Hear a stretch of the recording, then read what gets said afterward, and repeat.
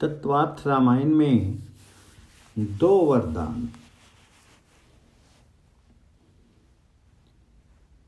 महाराज दशरथ का नियम था कि वे दरबार का काम काज पूरा होने पर सायंकाल में पहले ककई के महल में जाते थे। महाराज पधारते तब ककई रोज द्वार पर खड़ी रह करके उनका स्वागत करती थी। नित्य के नियम के अनुसार आज महाराज दशरथ पधारे तो ककई दिखी नहीं। महाराज को आश्चर्य हुआ कि कभी ऐसा होता नहीं, आज क्या बात है। उन्होंने दासियों से पूछा, महारानी कहाँ है, दिखाई नहीं पड़ती। दासियों ने कहा, हमको कुछ विशेष खबर नहीं, परंतु वह कोप भवन में जाकर पड़ी। महाराज दशरथ विचार में पड़ गए। इन्होंने कोप भवन में प्रवेश किया तो देखा कि ककई ने वस्त्र आभूषण पहन दिए थे, अमंगल वेश धारण किया था, धरती के ऊपर पड़ी थी। महाराज दशरथ को यह ठीक नहीं लगा। ककई के चरणों के पास जाकर के महाराज बैठे चरणों के ऊपर हाथ फेरने लगे और पूछा, ककई तुमको क्या हुआ है। जब जब महाराज दशरथ एकांत में ककई के पास आते थे तब ककई बारंबार कहती थी कि राम का राज्याभिषेक करो। इसे दशरथ जी ने ककई से कहा, तुमने मुझसे अनेक बार कहा था, इसलिए तुम्हारी इच्छा के अनुसार कल राम का राज्याभिषेक होना है। तुम सुंदर वस्त्र आभूषण धारण करो। महाराज दशरथ महान ज्ञानी थे, बुद्धिमान थे, राजनीति में कुशल थे, परंतु वे स्त्री चरित्र को समझ नहीं सके। राम जी का राज्याभिषेक होना है, ऐसा सुनने पर ककई ने अतिशय क्रोध किया। क्रूर होकर के उसने महाराज से कहा, मुझसे बोलना नहीं, जाओ तुम यहां से, मुझसे क्यों कहने आए हो।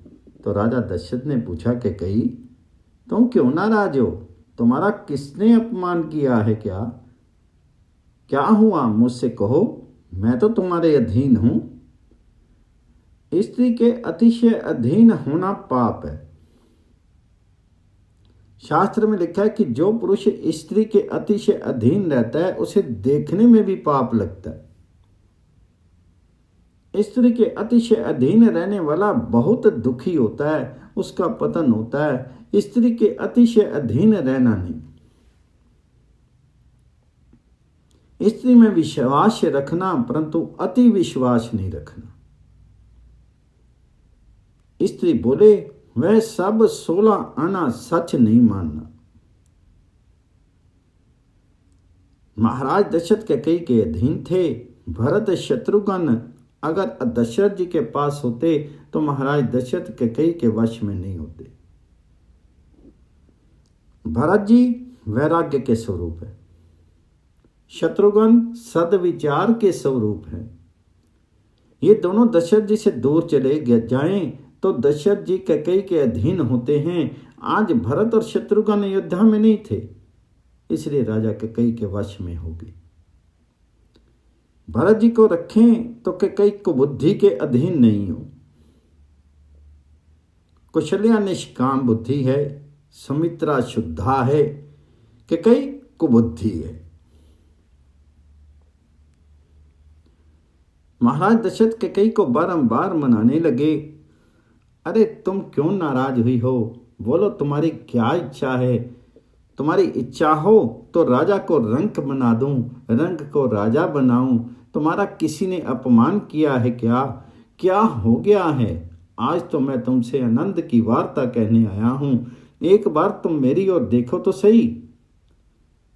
महाराज दशरथ ककई को अनेक प्रकार से मनाने लगी, परंतु पहले ही इसे बहुत पाठ पढ़ाया हुआ था। मंत्रा ने पक्की शिक्षा दी थी कि कई एक अक्षर बोलती नहीं थी, निश्वास निकालती थी। महाराज दशरथ अनेक प्रकार से पूछने लगे, कई तो क्यों नाराज हुई है, तेरा किसने बिगाड़ किया है, तुझे क्या चाहिए। इस अयोध्या के राज्य और मेरी समग्र राज्य संपत्ति के साथ मैं तुम्हारे अधीन हूं, तो आज्ञा कर, तेरी इच्छा के अनुसार मैं सब करने को तैयार हूँ। बहुत कुछ मनाने पर भी जब कैकेयी नहीं बोली, तब दशरथ महाराज बहुत व्याकुल हुए। राजा फिर कहने लगे कि कैकेयी, आज तो अयोध्या नगरी का श्रृंगार किया गया है, सब सुखी हुए हैं, फिर तुम इस प्रकार काले वस्त्र पहनो, ये योग्य नहीं है। अपने राम का मुझे राज्याभिषेक करना है। राम ही देऊं काली जुब राजू, सजी सुलोचनी मंगल साजू। तुम सुंदर वस्त्र आभूषण धारण करो। महाराज दशरथ को अभी तक खबर नहीं थी कि कैकेयी के मन में क्या था। कैकेयी केवल तिरस्कार करती रही। अत्यंत व्याकुल होकर के दशरथ जी बोले कि कैकेयी, तुझे क्या हो गया है? मैं तुझे ठीक कहता हूँ, आज तक किसी दिन मैंने राम की सौगंध नहीं ली। राम मुझको प्राणों से भी अधिक प्यारे लगते हैं। आज मैं राम की सौगंध खा करके कहता हूँ कि तुम जो मांगोगी वही मैं तुमको देने को तैयार हूँ। दशरथ महाराज ने जो राम जी की सौगंध ली, तब कैकेयी ने जीभ चाटी। अब ये मेरे हाथ में आ गए, अब बंधन में पड़ गए। अब ये ना नहीं कह सकेंगे, कारण कि राम की सौगंध ले ली है। क्रूर कैकेयी एकदम उठ करके खड़ी हो गई और महाराज से कहने लगी, मांग मांग क्या करते हो? मैं मांगू वह मुझको दोगे? दशरथ महाराज ने कहा, कैकेयी, तुमको शंका क्यों हुई? तुम जो मांगोगी वही दूंगा। तो कैकेयी ने कहा, मुझको शंका होती है कि मैं मांगू वे आप दोगे या नहीं। राजा ने कहा, मैं रघुवंश का बालक हूं, रघुकुल रीति सदा चली आई, प्राण जाहूं बरु वचन न जाए। मेरे प्राण जाएं तो भले ही चले जाएं, परंतु मैंने तुमको जो वचन दिया है कि तुम जो मांगोगी वही दूंगा, उसके लिए ना नहीं करूंगा। मेरा वचन मिथ्या नहीं होगा। दशरथ महाराज भोले थे। इन्होंने स्त्री में अतिशय विश्वास रखा। वह जानते नहीं थे कि कैकेयी क्या मांगेगी। उन्होंने कैकेयी, तुम मांगो, तुम मांगोगी वही मैं तुमको दूंगा। आज मैंने राम की सौगंध ली है। कैकेयी ने कहा, तुम्हारा मुझे कुछ चाहिए नहीं, परंतु दो वरदान जो मैंने तुम्हारे पास धाती रूप में रखे हैं वे मैं आज मांगूंगी। राजा बोले, दो वरदान क्या मांगती हो? तुम 4 वरदान मांग लो ना। ये 2 वरदान लेने के लिए तूने ये हठ किया। कैकेयी, ये योग्य नहीं है। तुम जो मांगोगी वह मैं तुमको दूंगा। कैकेयी ने कहा, तुम ठीक तरह सुनो। पहला वरदान ये मांगती हूं कि ये जो राज्याभिषेक की तैयारी हुई है उससे राम का नहीं, मेरे भरत का राज्याभिषेक करो। दशरथ जी ये सुन करके घबराए। पीछे मन में विचार किया, भरत राजा हो तो मेरा राम राजी होगा, मेरे राम को तनिक भी बुरा लगेगा नहीं। इसका तो छोटे भाइयों पर अतिशय प्रेम है। वे ऐसा कहता था कि चारों भाइयों को गद्दी पर बिठाओ, राम कुछ भी मन में लावेगा ही नहीं। इससे दशरथ महाराज ने कैकेयी से कहा, कैकेयी, मैं भरत को राज्य दे दूंगा, मैं भरत का राज्याभिषेक करने को तैयार हूं, तो दूसरा वरदान मांग। कैकेयी ने राजा का तिरस्कार करते हुए कहा, तुम सावधान तो हो, सावधान होकर मेरी बात सुनो, ठीक ठीक सुनना। दशरथ महाराज ने कहा, आज तुम इस प्रकार क्यों बोलती हो? कैकेयी बोली, मुझको शंका है कि मैं जो मांगने वाली हूं वह मुझको दोगे कि नहीं। तो दशरथ जी ने कहा, तुम तनिक भी शंका मत करो, मैं तुमको दूंगा। कैकेयी ने मांगा, मेरी इच्छा है कि आने वाले कल सवेरे राम वल्कल वस्त्र पहन करके 14 वर्ष के लिए वन में जाएं। ये दूसरा वरदान मांगती हूं। जैसे ही दूसरा वरदान मांगा कि दशरथ महाराज बहुत व्याकुल हो गए। मैं क्या सुन रहा हूं, चेहरा एकदम फीका पड़ गया, निस्तेज हो गए। महाराज बहुत घबराए और कैकेयी से कहने लगे कि मैंने राम से कहा है कि मैं तुम्हारा राज्याभिषेक करूंगा, और अब उनको वन में किस रीति से भेजूं? कैकेयी, ये दूसरा वरदान तुम छोड़ दो। मेरे राम ने तुम्हारा क्या बिगाड़ा है? भरत को राज्य देने को मैं तैयार हूं, तुम राम को घर में रहने दो। कैकेयी, मैं तुमसे सत्य कहता हूं कि अब मैं बहुत जीऊंगा नहीं। राम योग में तुम मुझको मारो नहीं, जीवनो मोर राम बिनु नाही। राम मुझको प्राणों से भी अधिक प्यारे हैं। राम बहुत भोले हैं। राम ने तुम्हारा क्या बिगाड़ा है? तुम रोज राम की प्रशंसा करती थी, आज तुमको ये क्या हो गया? तुमसे सच कहता हूं, राम की मां कौशल्या ने मुझसे कुछ कहा नहीं। कौशल्या का स्वभाव बहुत सरल है, तुम्हारे लिए उसके हृदय में प्रेम है। कि कई ने कहा, आप तुम बहुत बोलो नहीं। राम साधु तुम साधु से आने, राम मातु भली सब पहचाने। राम कैसा भोला है, कौशल्या कैसी भोली है, और तुम कैसे सज्जन हो, सियाने हो, वह सब मैं जानती हूं। मुझको मंत्रा ने सब बता दिया है। राजा दशरथ के प्रेम का और कैकेयी की निष्ठुरता का वर्णन हो सके ऐसा संभव नहीं। कैकेयी ने अति निष्ठुर होकर के महाराज दशरथ का तिरस्कार करते हुए कहा कि अबला की तरह क्यों रोते हो? शर्म आती नहीं? तुमने कहा कि रघुकुल रीति सदा चली आई। मैं किस मुख से कहा था? असत्य बोलोगे तो नरक में पड़ोगे। राजा दशरथ कैकेयी से विनती करने लगे, कैकेयी, किसी भी दिन तुम इस तरह नहीं बोलती थी, परंतु आज क्यों इस तरह बोल रही है?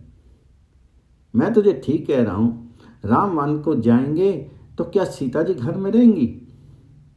सीता जी अतिशय कोमल हैं। सीता जी वन में जाएं तो राजा जनक को किस प्रकार मुंह दिखाऊंगा? कैकेयी, लक्ष्मण भी फिर क्या घर में रहेंगे? ये वरदान तो वापस ले ले।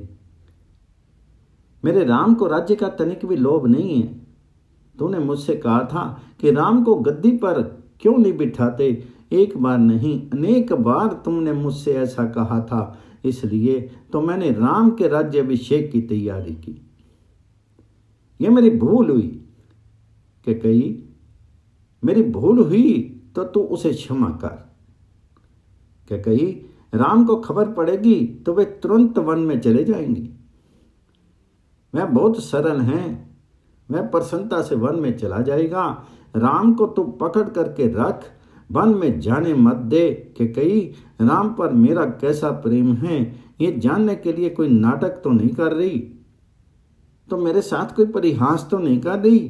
राम वन में चले जाएंगे तो मेरे प्राण भी उसके पीछे पीछे चले जाएंगे। भरत का राज्याभिषेक देखने के लिए तू मुझे जीवित रख। कैकेयी को महाराज दशरथ ने एक रीति से मनाने लगे, परंतु वह एक की दो हुई नहीं। मैं कुछ भी सुनने को तैयार नहीं। उल्टे अधिक क्रोध से कहने लगी, अब तुम्हारे इस कपट में मैं नहीं आने की। आज तक तो तुमने मुझे बहुत धोखा दिया। मुझे मंत्रा ने सब कह दिया है। तुम क्या समझते हो कि कई कोई चना मुरमुरा खाने के लिए मांगने वाली थी? तुमको कुछ होश है कि नहीं? कल राम वन में ना गए तो मेरा मरण निश्चित है। कैकेयी के जो मन में आया सो बकने लगी। महाराज दशरथ उसे मनाते हुए कहने लगे, कैकेयी, तो ये क्या बोल रही है? तुम मेरे ऊपर दया कर। मेरे राम ने तेरा कोई अपराध किया हो तो क्षमा कर। मैं भरत को राज्य देने को तैयार हूँ। कैकेयी, मैं राम को लेकर के अयोध्या के बाहर वशिष्ठ जी के आश्रम में रह जाऊंगा, यहाँ नहीं आऊंगा। परंतु मेरे राम को तो मेरी आंखों से दूर मत कर। मैं तेरे पग लगता हूं, तुझे आज मेरे ऊपर भी ध्यान नहीं। मैं तुझे ठीक कहता हूं, तू भरत के लिए राज्य की मांग करती है, परंतु मुझे ऐसा लगता है कि भरत गद्दी पर बैठता नहीं, वह मना कर देगा। 14 वर्ष पीछे श्री सीताराम जी स्वर्ण सिंहासन पर विराजेंगे और अयोध्या की भाग्यशाली प्रजा उनके दर्शन करेगी, परंतु मैं देखने के लिए जीवित नहीं रहूंगा। मेरे जीवन का अंतिम मनोरथ अधूरा रहेगा, ऐसा मुझको लगता है। भगवान शंकर की मेरे ऊपर कृपा हो, मेरे प्राण निकले पीछे, राम भले वन में जाएं, परंतु अंतिम श्वास तक मुझको राम दिखते रहे। मेरी दूसरी कोई इच्छा नहीं। कैकेयी, मेरे राम को मेरी आंखों से दूर मत कर, नहीं तो तुझको पीछे बहुत ही पश्चाताप होगा। तुम मान जाओ। राजा ने कैकेयी को अनेक रीति से समझाने का प्रयत्न किया, परंतु वह नहीं मानी। स्त्री एक बार दुराग्रह करे तो पीछे राक्षसी जैसे हो जाती। जो कैकेयी को प्यारी लगती थी, ऐसी अनेक ब्राह्मणों की पत्नियां आकर के कैकेयी को समझाने लगे कि ये तुम क्या करती हो, परंतु कैकेयी किसी की मानती नहीं। महाराज दशरथ बहुत घबराए, हताश हो गए। बोले, कैकेयी, ये तेरा दोष नहीं, मुझको लगता है कि मेरा काल तेरे शीर में आकर के बैठा है। लागे हूं तो ही पिशाच जिमी, कालू कहावत मोह। कैकेयी, अब तू एक अक्षर भी मत बोलना, तो अपना मुंह मुझको मत दिखाना। तुझको जो अच्छा लगे वह तू कर। महाराज अब सूर्य नारायण को मनाने लगे। हे सूर्य नारायण, तुम आज उदय मत होना।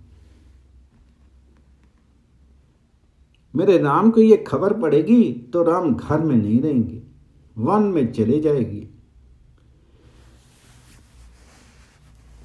महाराज ने जिहा से राम जी से ऐसा कहा ही नहीं कि तुम वन में जाओ, वह तो कैकेयी ने ही कहा था। फलता तुरंत राम जी ने वन में जाने के लिए विदाई ले ली थी। राजा का भय सत्य था। महाराज दशरथ ने सूर्य नारायण से कहा, मेरा राम अब घर में नहीं रहेगा, मेरा राम वन में जाएगा, तो हे सूर्य नारायण, तुमको भी बहुत दुख होगा। देखना आज की रात पूरी नहीं होने पावे। हे शंकर भगवान, तुम तो आशुतोष हो, तुम तो अंतर्यामी हो। मुझे ऐसा वरदान दो, मुझे दूसरा कुछ नहीं मांगना। भले ही असत्य बोलने का पाप मेरे सिर आए, भले ही मैं नरक में जाऊं, परंतु मेरे राम मेरी आंखों से दूर ना हो।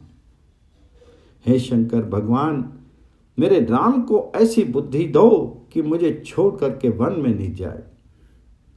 महाराज दशरथ पलंग पर पड़े पड़े शंकर भगवान जी को मनाते थे। महाराज बहुत व्याकुल थे। समस्त रात्रि नींद नहीं आई। श्री राम श्री राम श्री राम रटते हुए पड़े रहे। आधा शीर पलंग पर था, आधा शीर पृथ्वी के ऊपर पड़ा था। मन में व्याकुल थे कि अब मैं क्या करूं, कहाँ जाऊं, किससे कहूं। राजा दशरथ का काल मानो के कई में बैठा हो और उनकी मृत्यु की घड़ी गिन रहा हो, इस प्रकार के कई वहां बैठी थी कि कई को निष्ठुरता की सीमा नहीं की, उसका वर्णन हो नहीं सकता। अयोध्या की प्रजा श्री राम दर्शन के लिए आतुर थी। आतुरता भी इतनी तीव्र थी कि सबको ऐसा लग रहा था कि कब आज की रात्रि पूरी हो और कब राम जी का राज्याभिषेक हो। श्री सीताराम जी कल हाथी के ऊपर विराजेंगे और हम सब दर्शन करेंगे। लोगों को रात्रि में निद्रा में नहीं आई थी। अयोध्या की स्त्रियां भी श्री सीताराम जी का नाम लेकर के मंगल गीत गाती थी। अयोध्या की प्रजा खूब आनंद में थी। प्रातःकाल हुआ। राजमहल के आंगन में लोगों की बहुत भीड़ हो गई। लोग स्नान करके सुंदर वस्त्र आभूषण धारण करके आए हुए थे। सभी अत्यंत उत्साह आनंद में थे कि आज राम जी का राज्याभिषेक होना है। नित्य तो महाराज दशरथ प्रातःकाल 4 बजे उठते थे। महाराज का ये नियम था कि ब्रह्म मुहूर्त में किसी भी दिन पलंग पर लेटे नहीं। प्रातःकाल 4 बजे ब्रह्म मुहूर्त का आरंभ होता है। ब्रह्म मुहूर्त की निद्रा पुण्य का विनाश करने वाली होती है। कितने ही तो ऐसे समझते हैं कि सुबह की निद्रा बहुत अच्छी होती है। बहुत 4 बजे पीछे चारपाई पर जिसको बहुत मजा आता है उसको ऊपर जाने का बहुत सजा मिलती है। सुबह 4 बजने के बाद निद्रा नहीं होती, तंद्रा होती। भक्ति में पूरा आनंद सुबह 4 से 5:30 बजे तक होता है। प्रातः काल में सुबह 4 बजे उठ करके मानसिक सेवा करो, ध्यान करो और जप करो, ईश्वर के साथ एक बनो। 4 वर्ष पर्यंत नियम पूर्वक इसके अनुसार करोगे तो अनुभव प्राप्त होगा। प्रातः काल में जप, ध्यान, प्रार्थना की हुई हो तो पूरे दिन परमात्मा तुमको पाप करने से निवारण करेंगे। प्रातःकाल परमात्मा की भक्ति में हृदय थोड़ा पिघले तो सारा दिन आनंद से व्यतीत होता है। महाराज दशरथ चक्रवर्ती सार्वभौम राजा थे। इनका नियम सवेरे 4 बजे उठने का था। नित्य तो ब्रह्म मुहूर्त में उठते थे, परंतु आज महाराज दशरथ क्यों नहीं जागते, ये विचार में पड़ गए। भाट जन, बंदी जन महाराज का सुयश कहते हुए महाराज का गुणगान करते थे, मंगल गीत गाते थे। वे शब्द महाराज दशरथ के कानों में पड़े। महाराज दशरथ घबराए कि आज रात पूरी हो गई, ऐसा लगता है सूर्योदय हो गया है। अब आज मुझे क्या दुख देखना है, इसकी खबर पड़ती नहीं। राम अभी घर में हैं, इसलिए अभी मेरे प्राण चले जाएं तो ठीक है। मंत्री सुमंत्र जी आ पहुंचे। उन्होंने देखा कि अभी तक किस कारण महाराज नहीं जागे हैं। उनको आश्चर्य हुआ, थोड़े घबरा भी गए। धैर्य रख करके उन्होंने अंदर प्रवेश किया, परंतु राजमहल मानो खाने को दौड़ता हो, ऐसा शमशान जैसा लग रहा था। काले वस्त्र पहने कई वहां बैठी थी। महाराज मूर्छा में थे। मंत्री जी ने रानी कई से वंदन करके कहा, महाराज का शीत तो ठीक है ना, महाराज को रात्रि निद्रा तो आई थी ना। तो महारानी कई ने कहा, मैं कुछ नहीं जानती, सारी रात मुझे भी नींद नहीं आई और इनको भी नहीं आई। पूरी रात ये राम राम रटते रहे। परी ना राजी नींद निसी, हेतु जान जगदीसु। रासु रासु रटी भोरे किए, कहीं न मरम महासु। अब तो इनके पुत्र आए और बाप से पूछे, मैं क्या जानूं, जाओ राम को जल्दी बुला लाओ।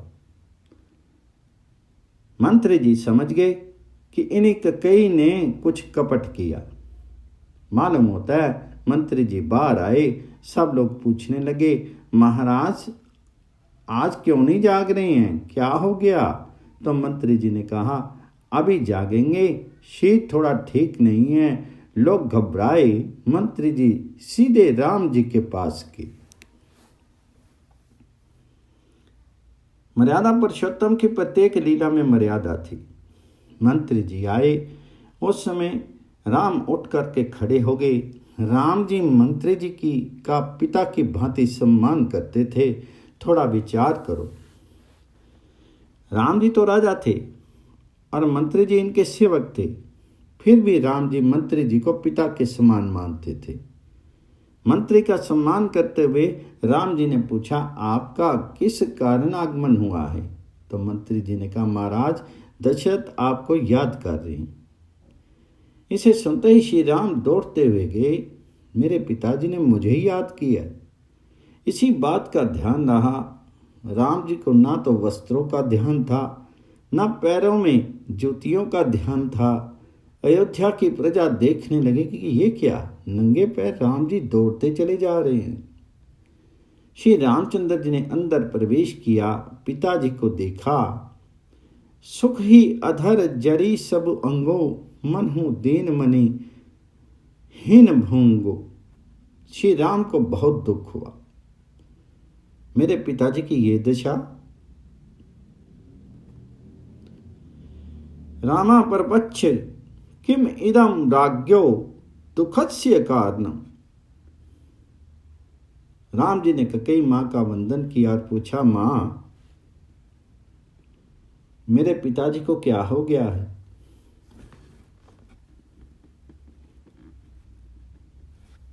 इनको रात्रि में निद्रा आई थी या नहीं? आज ये क्यों उदास दिख पड़ते हैं? इनको क्या चिंता है, क्या दुख है? मुझे पिताजी की इच्छा आज्ञा बताओ। पिता की आज्ञा का पालन करे वही पुत्र सत्पुत्र होता है।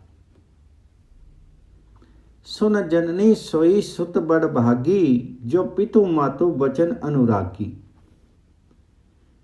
तने मातु पितु तोषिनी हारा, दुर्लभ जननी सकल संसारा। अपने पिता के लिए मैं प्राण भी दे सकता हूं, आप तनिक भी संकोच मत रखो, मुझसे प्रकट कर दो। तो कैकेयी ने कहा, राम त्वं कारणम, अपने पिता के दुख के कारण तुम ही हो। ये शब्द रघुनाथ जी के हृदय में बाण जैसे लगे। पिता के दुख का कारण मैं। अत्यंत दुखी होकर राम जी ने कहा, मां मैंने ऐसा क्या अपराध किया है कि मेरे कारण मेरे पिताजी को दुख हो रहा है? कैकेयी ने कहा, बेटा तेरा ऐसा कोई अपराध नहीं है। राम जी ने कहा, ना ना मां, मेरी कुछ भूल हुई होगी और इस कारण पिताजी को कहने में कुछ संकोच हो रहा होगा। तो कैकेयी ने कहा, ना बेटा तुमने कोई भूल नहीं की। बात ऐसी है कि इन्होंने मुझे 2 वरदान दिए थे। आज मुझे उन्हें मांग लेने की इच्छा हुई, इसलिए मांग लिए हैं। मैंने एक वरदान में भरत के लिए गद्दी मांगी है और दूसरे वरदान में ऐसा मांगा है कि सूर्य उदय होते ही 14 वर्ष के लिए राम वन में चला जाए। राम का राज्याभिषेक करूंगा ऐसा कहा था। अब बदले में वनवास देने में इनको संकोच हो रहा है, ये बहुत शर्माते हैं। परंतु बेटा तुम्हारे पिता का कल्याण हो ऐसा तुम्हें करना चाहिए। वृद्धावस्था में उनके सिर पर अपकीर्ति का, असत्य बोलने का कलंक नहीं लगे, यह तुम्हें सोचना चाहिए।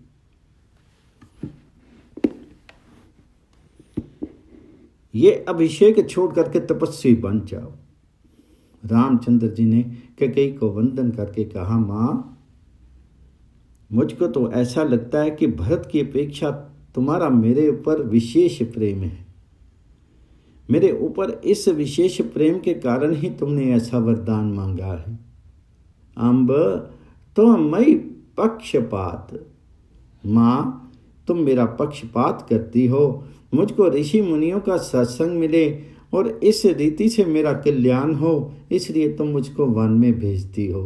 मां मेरा छोटा भाई भरत राजा होगा, ये सुनकर के मुझको बहुत आनंद हुआ है। मां अब मैं जल्दी वन में जाऊंगा, परंतु अम्ब एक दुख मोहि विशेषी, निपट बिकल नर नायकु देखी। थोड़ी बात पितहि दुख भारी, होती प्रतीति न मोहि महतारी। मां मुझको दुख तो ये होता है कि एक छोटी सी साधारण बात है और पिताजी को इतना अधिक दुख क्यों हुआ है? इतनी छोटी बात के लिए पिताजी इतने अधिक व्याकुल हो गए। इससे मां मुझको ऐसा लगता है कि मुझसे कोई बड़ा अपराध हो गया है और इसी कारण पिताजी मुझसे कुछ कहते नहीं, मेरे साथ बात भी नहीं करते। तो कैकेयी ने कहा, ना बेटा तेरे कोई अपराध नहीं हुआ, तुम अपराध जोगु नहीं हटाता, कि कई ऐसा बोलती है कि राम निरपराध है, राम निर्दोष है। श्री रामचंद्र जी ने महाराज दशरथ को वंदन किया। मंत्री जी ने राजा को उठाया और कहा, तुम्हारा राम तुमको वंदन करता है। तो राजा ने दोनों हाथ लंबे करके श्री राम को उठा करके छाती से लगाया। वे अन्य कुछ बोल नहीं सके, केवल मात्र राम राम बोलते थे। श्री रामचंद्र जी ने कहा, पिताजी आप तो बहुत जानते समझने वाले हो, मैं आपको क्या समझाऊं। आप तो धर्म धुरंधर हो। विपत्ति के समय महापुरुष प्राण का भी बलिदान देकर के धर्म का पालन करते हैं। पिताजी 14 वर्ष पीछे आपका राम वापस आएगा। आपके आशीर्वाद से वन में भी मेरा कल्याण होगा। मैं अब अपनी माँ को वंदन करके जल्दी वन में जाऊंगा, आप धीरज करो। महाराज दशरथ एक अक्षर भी बोल नहीं सके। उनके हृदय में दावानल सुलग रहा था। उनके हृदय में एक ही लालसा थी कि उनके प्राण स्वस्थ श्री राम जैसे ही भी संभव हो रोके जाएं, वन में नहीं जाएं। राम बिना अब सुख कहाँ, राम बिना प्राण किस रीति से टिकेंगे। रघुनाथ प्यारे आजू रहो, चारी जाम विश्राम हमारे, छिन छिन मीठे बचन कहो। वृथा हो बचन हमारो, कह कई जीव कलेश सहो। आतुर है सब छाड़ी अवधपुर, प्राण जीवन कित चलन कहो। बिछरत प्राण प्यान करेगे, रहो आजू पुनि पंथ महो। अब सूरज दिन दर्शन दुर्लभ, कलित कमल कर कंठ गहो। महाराज दशरथ का हृदय रुदन करता था, मानो कह रहा था कि हे प्यारे रघुनाथ, मेरे पास तुम रह जाओ। भले मेरे वचन खोटे हों, भले ककई को क्लेश हो, अयोध्या जल्दी छोड़ जाने की आतुरता है, सो कहाँ जाओगे। तुम्हारा वियोग होते ही मेरे प्राण चले जाएंगे। आज के दिन तो रह जाओ, पीछे जहाँ जाना हो वहाँ जाना। अब पीछे तुम्हारे दर्शन होने के नहीं, इस समय तो अपने कोमल हाथ मेरे कंठ पर लगाओ। महाराज दशरथ के हृदय में ऐसे अनेक भाव उठते थे, उठ उठ कर हृदय में ही समा जाते थे। वह एक अक्षर भी बोल सकते नहीं थे। राम राम राम इतने ही शब्द मुख से निकलते थे, आंख में से आंसू बह रहे थे। पिताजी को वंदन करके श्री राम कौशल्या माँ के पास गए। माँ को वंदन किया। माँ को अभी तक कुछ खबर नहीं थी। श्री राम को आता देख करके वह बहुत प्रसन्न हुई। कौशल्या को तो ये पता था कि आज राम का राज्याभिषेक है, उसके आशीर्वाद लेने आए हैं। मेरा राम आया, ये बहुत ठीक हुआ। अब मैं इसको हाथी के ऊपर बिठा करके बड़ा वर घोड़ा निकालूंगी, परंतु मेरा राम बहुत शर्मीला है, इसको भूख लगेगी परंतु बोलेगा नहीं। इसलिए कौशल्या जी ने राम जी से कहा, बेटा तुम आए वह ठीक हुआ, आज दरबार में बहुत समय लगेगा, तुम कुछ आरोग लो। श्री रामचंद्र जी ने कहा, माँ मुझको पिताजी ने वन का राज्य दिया है, अब तो मैं वन में जा रहा हूं। कौशल्या जी बहुत व्याकुल हो गई। रामायण के इस प्रसंग की कथा करते हृदय में बहुत वेदना होती। ऐसा होता है कि यह प्रसंग जल्दी पूरा हो तो ठीक है। कौशल्या जी को अपार दुख हुआ। बिहल तन मन चिकत भई सो, ये प्रत्यक्ष सुपनाए। माँ का तन मन विहल हो गया। कौशल्या जी को घड़ी भर में ऐसा लगा कि ये सत्य है कि स्वप्न है, परंतु ये श्री राम की माँ थी। धीरज रख करके बोली, बेटा अयोध्या में अब किसी का पुण्य रहा ही नहीं। राजा का तो तुम्हारे ऊपर बहुत प्रेम था, फिर एकदम तो उनको वनवास क्यों दिया। तब मंत्री जी के पुत्र ने माता जी को सब कथा सुनाई। सुनकर के कौशल्या जी स्तब्ध रह गई। धीरे धीरे बोली, बेटा तुम वन में जाओ। उसका मुझको बहुत दुख हो नहीं, परंतु मुझको ऐसा लगता है कि तुम्हारे वियोग में ये अयोध्या की प्रजा और तुम्हारे पिताजी का क्या होगा। तुम्हारा वियोग तुम्हारे पिता से सहन नहीं होगा। मैं बहुत आग्रह करती नहीं, मेरी तो एक ही भावना है कि हमारे जीते जी तुम वन से लौट आओ। वन के देव और वन देवियां तुम्हारा रक्षण करेंगे। बेटा, मेरी एक ही इच्छा है कि मैं तुम्हारे साथ चलूं, परंतु मेरा धर्म तो एक ही है, अपने पति देव की सेवा।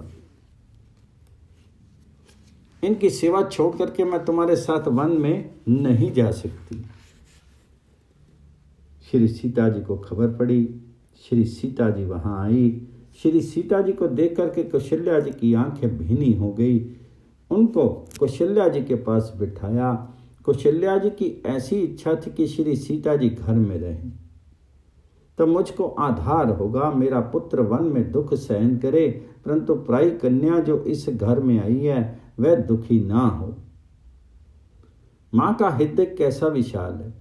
कौशल्या जी ने श्री राम से कहा, बेटा, मेरी तो ऐसी इच्छा है कि श्री सीता जी घर में रहें, घर में रहेंगी तो मुझको आधार होगा। श्री रामचंद्र जी ने श्री सीता जी से कहा, माता पिता की सेवा करने के लिए मैं तुमको घर रखता हूं। दिवस जात नहीं लागी बारा, सुंदरी सिखामनु सुनहु हमारा। 14 वर्ष का वनवास है। दिवस जाते देर नहीं लगती, जल्दी वनवास पूरा करके वापस आऊंगा। वन में अतिशय दुख है, वन का दुख तुमसे सहन नहीं होगा, तुम दुराग्रह रखना नहीं। तब सीता जी ने दोनों हाथ जोड़ करके कहा,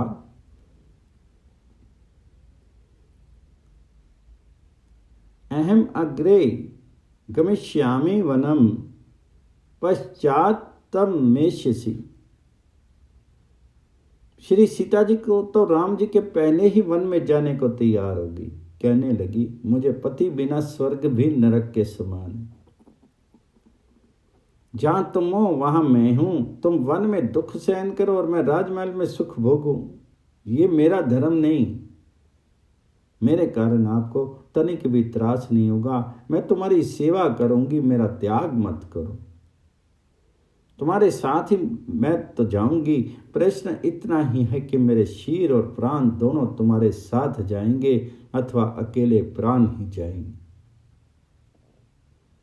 साथ में जाने को कौन भाग्यशाली होगा। चलन चलत बन जीवन नाथो, के ही सुकृति सन होई ही साथो। की तनु प्राण की केवल प्राणा, विधि कर तब कछु जाई न जाना। 14 वर्ष पीछे जब तुम वन में से आओगे तब तक ये सीता जीवित रहेगी, ऐसा तुमको विश्वास हो तो भले ही मुझको घर में रखो। स्वयं वर्मा हाथ पकड़ता, मंगलवर त्याम चारी। जीवन भर पालिस ने तारिस, अग्नि साख तुम्हारी। याद करो ये कोल ने आजे, रघुकुल रीत विचारी। सीता राम ने रे, सीता राम ने रे, बीनवे नए ने आंसू डागनी। नए ने आंसू ढानी है ये, दुख भरे आए भारी। पुष्कल बातें की, सीता जी प्राण छोड़ देंगी, ऐसा विश्वास श्री रामचंद्र जी को हुआ। तब श्री राम ने श्री सीता जी को वन में साथ जाने की आज्ञा दे दी। लक्ष्मण जी को खबर पड़ी तो लक्ष्मण जी दौड़ते आए। लक्ष्मण ने क्रोध में कड़वे शब्द कहे, राजा दशरथ स्त्री के अधीन है। जो स्त्री के अधीन होता है उसके वचन का विश्वास रखना उचित नहीं। अपने राम का मैं राज्याभिषेक करूंगा। राम राज्याभिषेक में जो कोई विघ्न करेगा उसको मारूंगा। मैं धनुष बाण लेकर के खड़ा हूं। लक्ष्मण खूब आवेश में आकर के बोले। श्री रामचंद्र जी लक्ष्मण जी को समझाने लगे कि लक्ष्मण जी तुम क्रोध मत करो। ये जो कुछ दिखता है वे सब मिथ्या है। सत्य वस्तु के लिए प्रयत्न करना योग्य है, ये सब मिथ्या है। कौन राजा है कौन प्रजा है लक्ष्मण, जीव मात्र काल के मुख में जाता है। संसार के समस्त सुख बिजली की चमक जैसे क्षणिक हैं। यौवन क्षण भंगुर है, मानव काल के मुख में जाता है, फिर भी संसार के विषयों को छोड़ता नहीं है। सर्प के मुख में रहता हुआ मेंढक जो 2-4 मिनट के उपरांत ही सर्प का ग्रास बनने वाला है, वह भी मक्खी खाने का प्रयत्न करता है। लक्ष्मण, संसार का सुख सच्चा नहीं, सत्य के लिए मानव प्रयत्न करे, यही योग्य है।